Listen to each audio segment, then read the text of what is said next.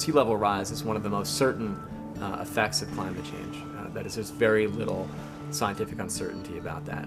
It's going to happen.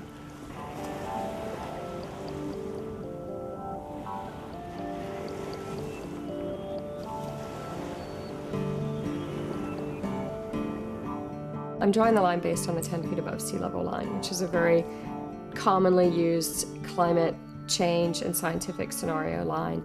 And in order to find out where is that line on the streets and sidewalks of New York City, I used a U.S. Geologic Survey topographic map and looked at where that line was and then translated it myself onto Google Maps so that I could see satellite imagery and understand, which house. This is underwater. And this is dry, but we're going to come around and go back up, so there'd be like a rivulet of water. This would be underwater, this would be dry. So there'd be a little dry strip down the center of the road, and all of this would be underwater. The striking statistic about the line that she's drawing is that flooding was once projected to occur there every 100 years, but now by 2020, flooding will occur there every 43 years. So already that's double. Then by 2050, every 19 years, and then by 2080, every 4 years. One of the things that's so great about Eve's project is that it's direct. It has a very immediate impact on people. That is, she is drawing a line that you can see. And therefore, it helps people visualize climate change. It helps localize it. That is, it makes it felt as a real impact to people's lives as opposed to some remote phenomenon. The other thing about Eve's project is she's directly engaging people in the community. So she's out performing the line, and people come up to her and ask her what's going on, so she gets a chance to interface one-on-one with people.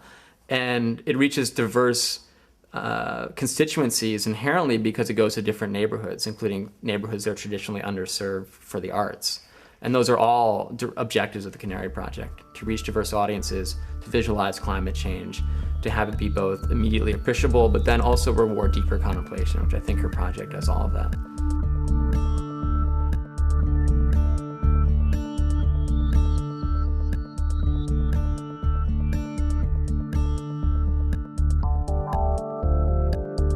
Right now we're in Brooklyn Bridge Park, so we're across from Manhattan, right on the water. We're below Manhattan Bridge, and then over on this side is Brooklyn Bridge. We're just inside the line, which I've set up the beacons in the park denoting the 10 foot above sea level line. The beacons are sort of interesting in that they create sort of an intimate moment. They're topped with the little orbs that are really reflective of the surrounding area, and people have been really interested in getting close to that and interacting with that.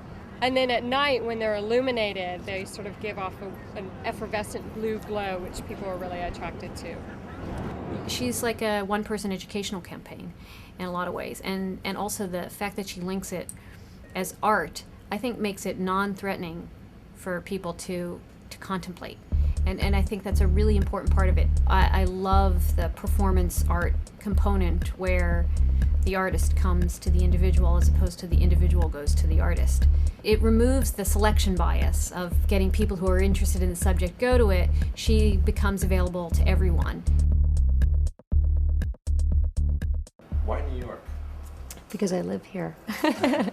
I mean, it sort of was like, why would it not be New York? When I was looking at moving my art into the public realm, I was looking at reports about what was going to happen to New York specifically. I guess I'm an urban archaeologist. I love New York. I love everything about the city. I love exploring the city, and I wouldn't want to lose 1 inch of it to climate change.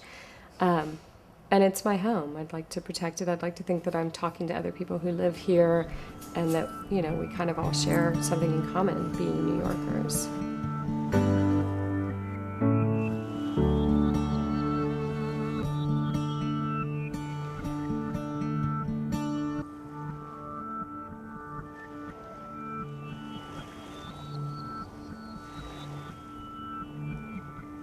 New York City is particularly susceptible to some more immediate effects of climate change. One of the obvious things that we really don't think about that often is the fact that we're composed of 3 islands and a peninsula. So we're surrounded by water. We're really going to feel any kind of effects that climate change has on sea level rise or storms that come off of the water. There are quite a few neighborhoods, both in Brooklyn and Lower Manhattan, that will be affected by more frequent flooding. People are surprised sometimes to find out how much of New York City is actually coastal. It's actually abuts a coastline. And we're drawing this line on 70 miles of coastline, both in Brooklyn and Lower Manhattan.